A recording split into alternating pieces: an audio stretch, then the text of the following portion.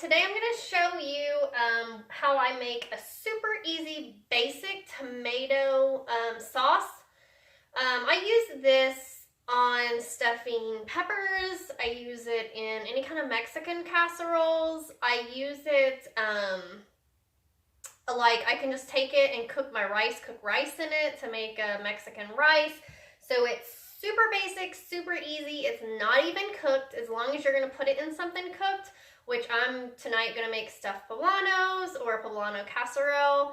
So it's going to cook. So we don't cook it. All we do is put it in the blender. Same way if you're going to put it in rice and you're going to cook your rice in it to make a Mexican rice, you just need to blend it up, puree it, and you're done. So I'm going to use 3 cups of home canned tomatoes.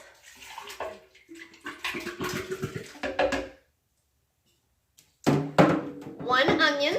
This is just a yellow, it's actually a yellow sweet onion. I honestly probably should cut that in a couple chunks. I'll go ahead and cut it in a couple chunks. I should have had that done. Cut it in a couple pieces here. And a good handful, I would say a half a cup of fresh cilantro. And then these are 2 dried chili peppers. These are homegrown.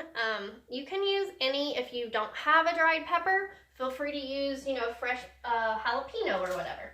But just a couple dried peppers, an onion, some fresh cilantro, and tomatoes. That's it. That's all you need.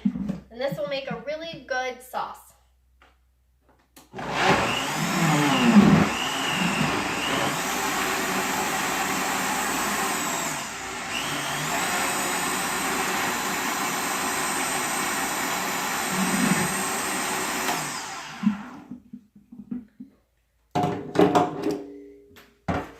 And this is what I will use. Oh, that lid's kind of tight.